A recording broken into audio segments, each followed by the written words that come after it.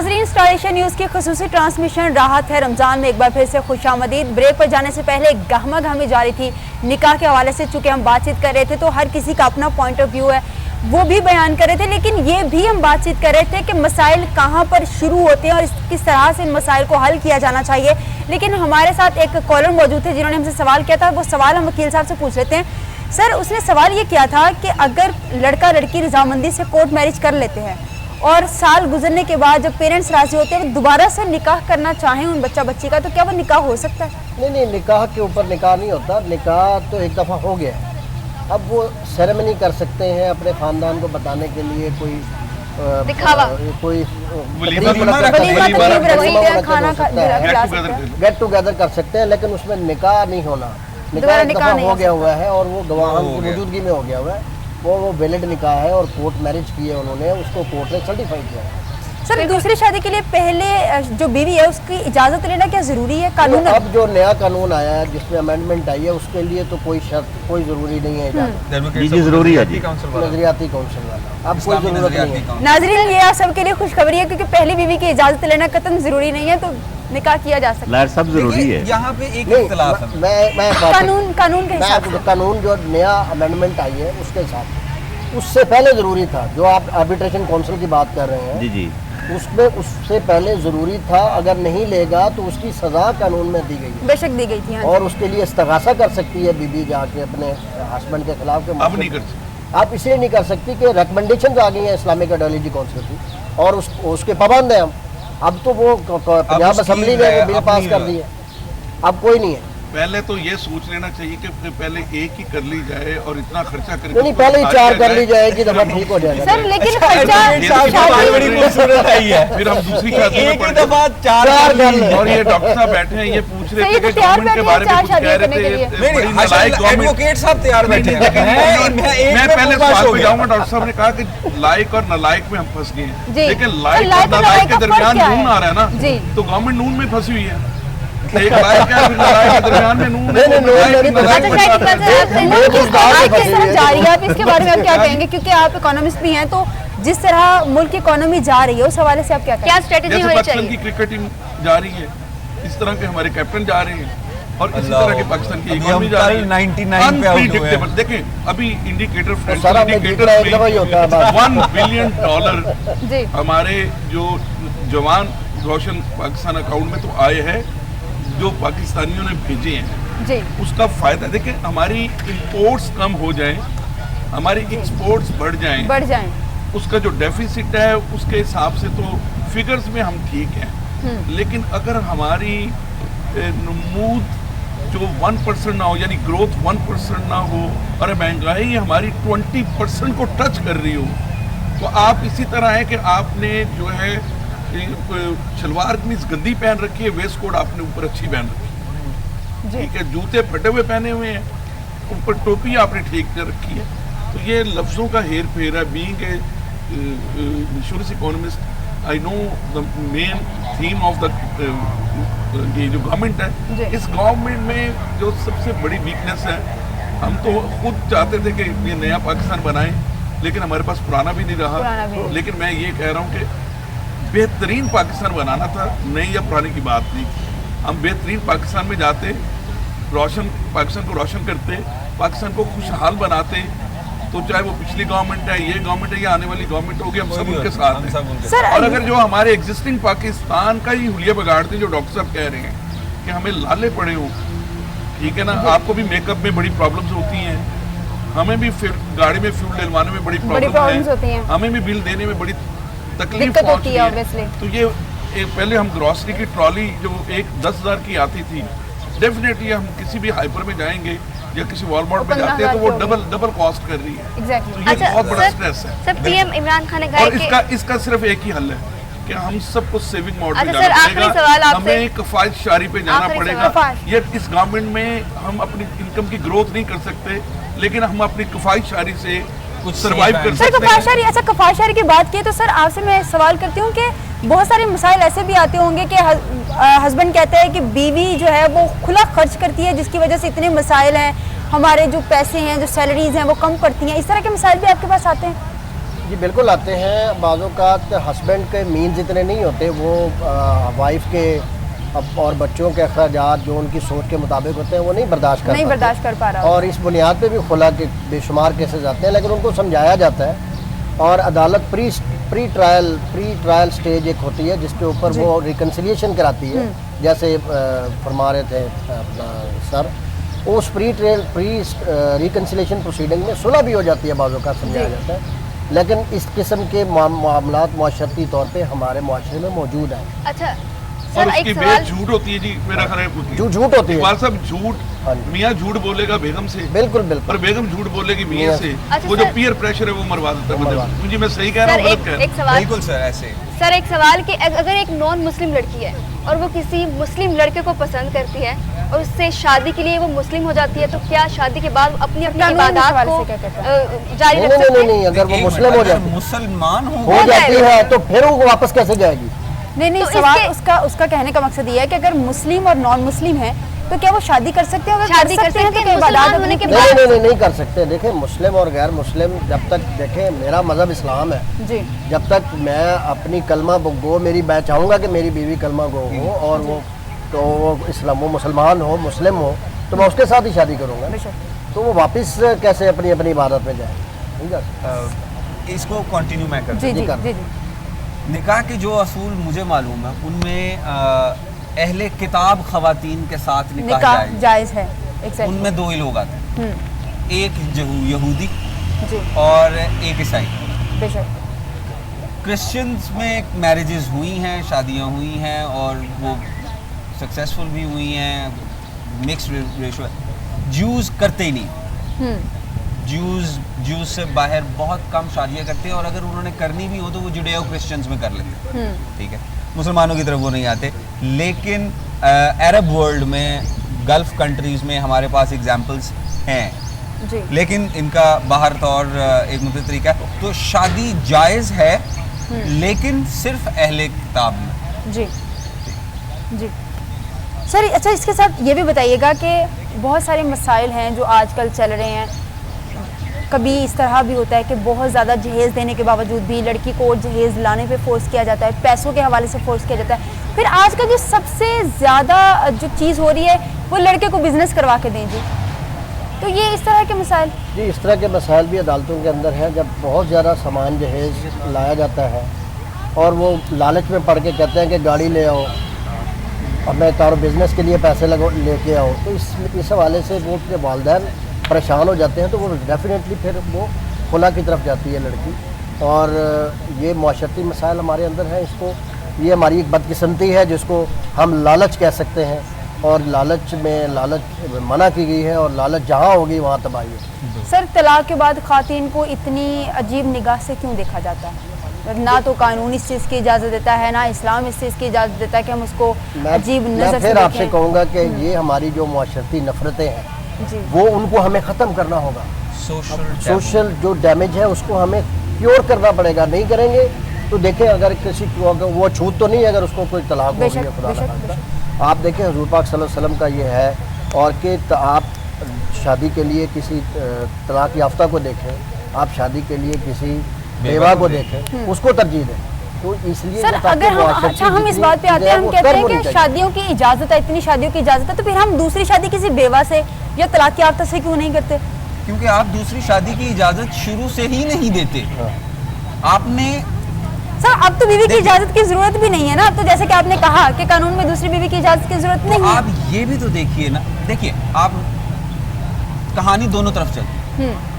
یہ جو بدنامی کی دھار ہے نا, یہ جہاں عورت کے لیے بڑی تیز ہے نا, وہاں مرد کے لیے, وہاں ایک شریف مرد کے لیے بھی بہت تیز ہے. لیکن شریف مرد کے لیے جی, شرافت کا پیمانہ یہ ہے کہ جو سیکنڈ میرج آپ نے کسی کے لیے, میں اب مثال دیتا ہوں, میرے کچھ جاننے والے ہیں, میرے والد صاحب کے مریدین میں ہیں, ان کے بیٹے جوان ہو گئے, زوجہ انتقال کر گئی.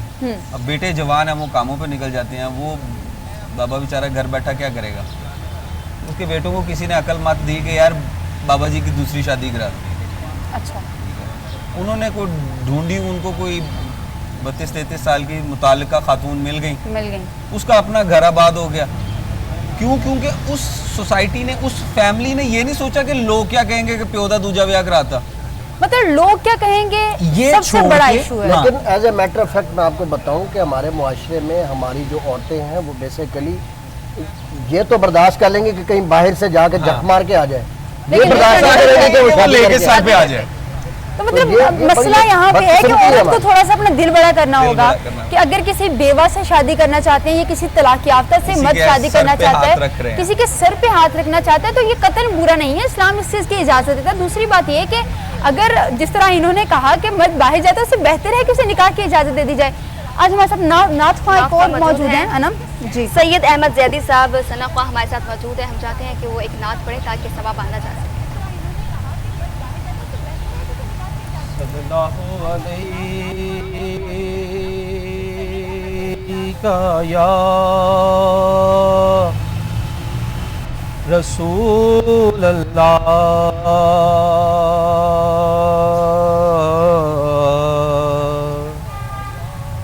وسلم علیکہ یا حبیب اللہ.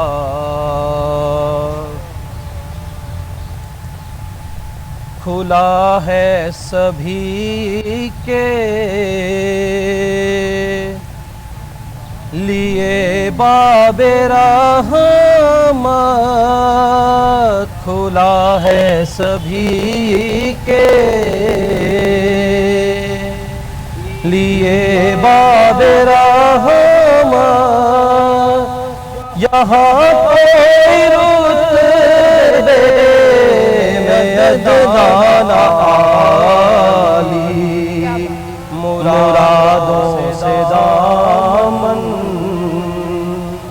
نہیں کوئی خالی. ستارے لگائے کھڑے ہیں سوالی. میں پہلے جب مدینے گیا تھا تو تھی دل کی حالت تڑپ جانے والی. وہ دربار سچ مچ میرے سامنے تھا، وہ دربار سچ مچ میرے سامنے تھا. ابھی تک تصور تھا جس کا خیالی. یہ شعر بڑا غور طلب ہے. میں ایک ہاتھ سے دل سنبھالے ہوئے تھا تو تھی دوسرے ہاتھ روزے کی جالی. میں ایک ہاتھ سے دل سنبھالے ہوئے تھا تو تھی دوسرے ہاتھ روزے کی جالی. دعا کے لیے ہاتھ اٹھتے تو کیسے، دعا کے لیے ہاتھ اٹھتے تو کیسے، نہ یہ ہاتھ خالی نہ وہ ہاتھ خالی. جو پوچھا ہے تم نے کہ میں نظر کرنے کو کیا لے گیا تھا تو تفصیل سن لو. جو پوچھا ہے تم نے کہ میں نظر کرنے کو کیا لے گیا تھا تو تفصیل سن لو. تھا نعتوں کا ایک ہار، تھے عشقوں کے موتی، تھا نعتوں کا ایک ہار، تھے عشقوں کے موتی، درودوں کا گجرا، سلاموں کی ڈالی، مرادوں سے دامن نہیں کوئی خالی، کہ تارے لگائے کھڑے ہیں سوالی۔ نعت آپ نے پڑھی ہے، بہت خوبصورت نعت، ایک سحر جو طاری ہو جانا چاہیے تھا نعت کو سن کر وہ طاری ہوا۔ آپ کو بتائیں کہ رمضان مبارک کا مہینہ ہے اور دوسرا عشرہ شروع ہو گیا ہے، اور بے شک یہ عشرہ جو ہے یہ مغفرت کا ہے، پہلا عشرہ جو ہے وہ رحمت کا تھا، تو جتنی ہو سکے تو بس استغفار کیجئے، اللہ پاک کا نام لیجئے، اللہ پاک کا ذکر کیجئے، خود اپنے لیے بھی دعا کیجئے، ہمیں بھی دعا میں یاد رکھیے، اور ان سب لوگوں کو دعا میں یاد رکھیے جو آپ کے لیے کام کر رہے ہیں۔ اس میں UC چیئرمین صاحب ہیں جو اپنے حلقے کے لیے کام کر رہے ہیں، جن کے دل میں احساس ہے کہ میرے لوگ کس طرح سے بھوکے سو جاتے ہیں۔ انہوں نے ذکر کیا کہ میرے کئی لوگ ایسے ہیں جو کہ ابھی بھی بھوکے سو جاتے ہیں، ہمارے ڈاکٹر صاحب ہیں، ہمارے وکیل صاحب ہیں، نعت خواں ہیں، بہت سارے ایسے لوگ موجود ہیں۔ تو سر ایک بار پھر سے آپ کی جانب آتے ہیں، ٹاپک کچھ اس طرح کا ہے کہ آپ کی جو رائے ہے وہ مقدم ہے۔ سر طلاق کی شرح جو ہے وہ زیادہ کیوں ہے؟ اس کی دیکھیں بے شمار ریزنز ہیں، اس کی سب سے جو بڑی ریزن ہے وہ جہیز کا پراپر نہ لانا، دوسری اس کی جو ریزن ہے وہ ہسبینڈ کا پراپر اپنے بچوں کو اور اپنی بیوی کو مینٹیننس نہ دینا، اس کی تیسری جو ریزن ہے وہ بیوی کا ہر وقت ہر چھوٹی بات پہ جھگڑا کرنا، لڑنا اور اپنا گزارا نہ گزر اوقات نہ کرنا، چوتھی جو اہم چیز ہے وہ یہ ہے کہ مقابلے کی ایک فضا ہوتی ہے، اگر دونوں فریقین آپس میں بیٹھ کے ایک بات کو صلح صفائی سے کر لیں تو وہ ساری زندگی چل سکتے ہیں، لیکن اگر ہسبینڈ کہے کہ میں سپیریئر ہوں اور بیوی کہے میں سپیریئر ہوں آ جاتی ہے، تو وہ تو کبھی بھی نہیں چل سکتے، تو اس سے طلاق ہی ہونی، اور اس کی شرح اس لیے زیادہ ہو رہی ہے، معاشرتی بے راہ روی بہت زیادہ ہے۔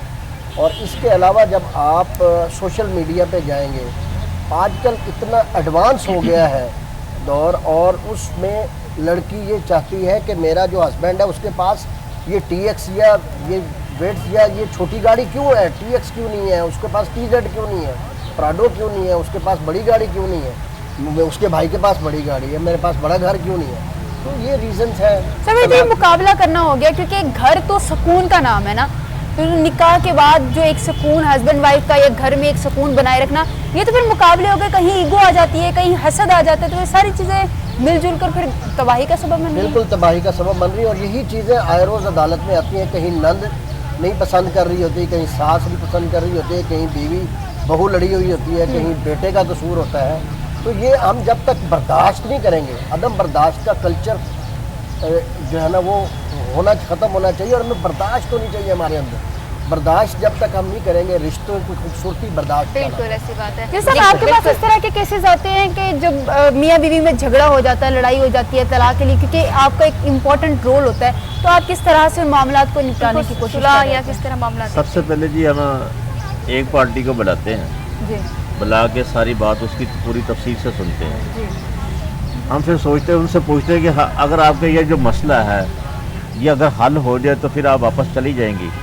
اگر وہ لڑکا کہتا ہے کہ اگر یہ آپ کا مسئلہ حل ہو جائے تو آپ کی بیوی کے ساتھ تعلقات بحال ہو سکتے ہیں، کیونکہ اگر لڑائی کو ایک جڑ ہے نا، کسی بات پر اگر جھگڑا ہے، اگر کھانے پینے پہ جھگڑا ہے، اگر پہننے پہ جھگڑا ہے، اگر رہائش پہ جھگڑا ہے، اگر یہ تمہارا مسائل اگر حل ہو جائے تو پھر تم دونوں میں آپس میں صلح کر سکتے ہو؟ کہتے ہیں جی بالکل کر سکتے ہیں، ہم پھر دونوں کو علیحدہ علیحدہ بٹھا کے دونوں کو سمجھاتے ہیں۔ کبھی ایسا بھی ہوتا ہے کہ ہم تو ان دونوں کو ایک علیحدہ کمرے میں بند بھی کر دیتے ہیں، بیوی کو کہتے ہیں کہ یہ تمہارا ہسبینڈ ہے، وہ ہسبینڈ ہے جس سے تم نے کم از کم ایک 10 سال یا 5 سال تمہارے 3 بچے ہیں، اب یہ تمہارا یہ جو مزاجی خدا ہے اس کا ادب کرو، اس کے آگے ہاتھ جوڑو، اللہ کے واسطے ان بچوں کا خیال کرو، اب تمہیں قربانی دینی ہے اپنے بچوں کے لیے دینی ہے، اپنے میاں کے لیے قربانی مت دو، اپنے بچوں کو یہ قربانی دو، یہ سمجھو کہ یہ میں اپنے بچوں کے لیے قربانی دے کے لیے ان بچوں کی میں نے صحیح طریقے سے پرورش کرنی ہے، تو مہربانی کر کے آپ اپنے واپس گھر چلے جائیں۔ سر ایک سوال، ایک بڑا اہم سوال کہ آج کل کے جو بچے ہیں بچیاں ہیں وہ کہتے ہیں کہ ہم شادی کے جھنجٹ میں پڑھنا ہی نہیں چاہتے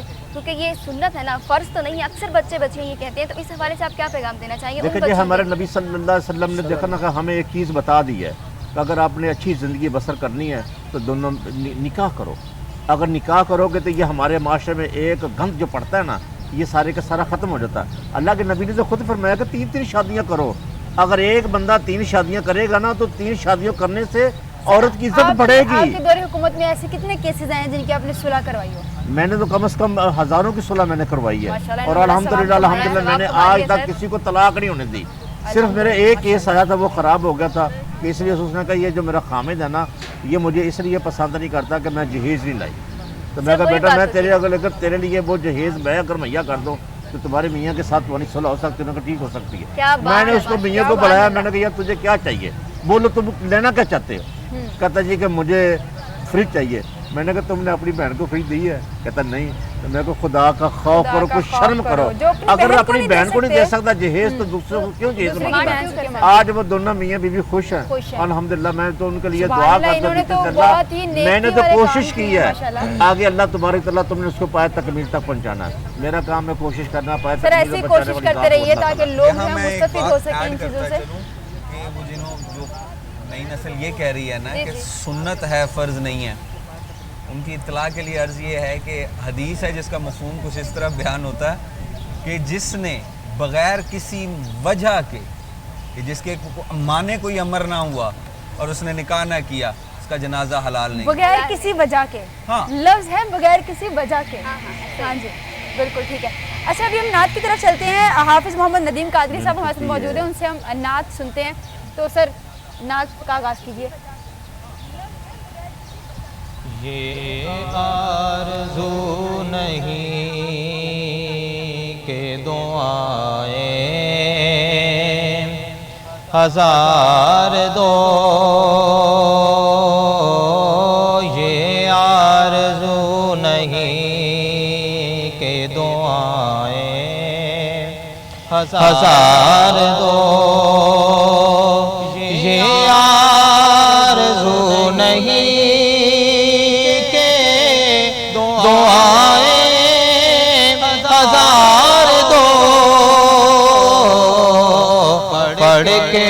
نبی کی نعت لحد میں اتار دو،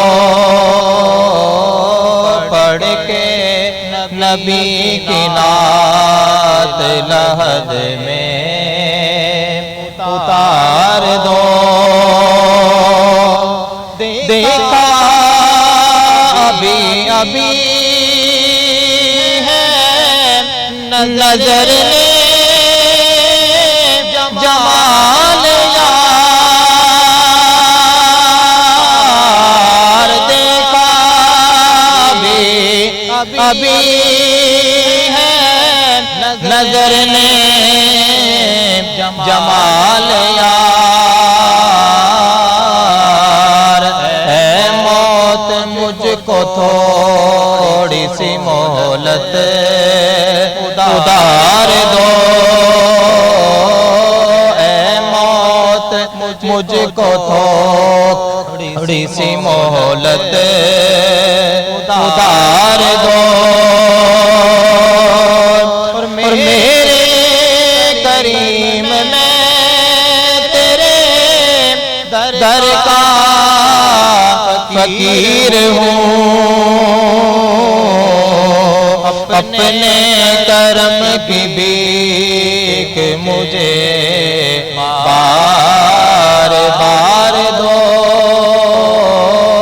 پڑھ کے نبی کی نعت لحد میں اتار دو.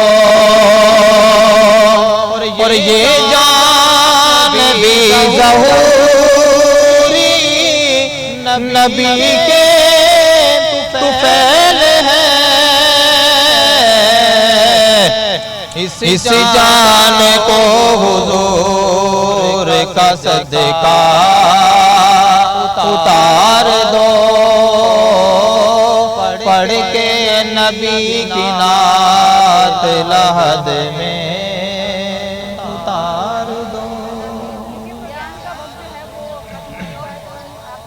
कहते हैं कि एक शॉर्ट मैसेज जो है वो देते जाइए नाज़रीन के लिए, हमारा एक शॉर्ट मैसेज।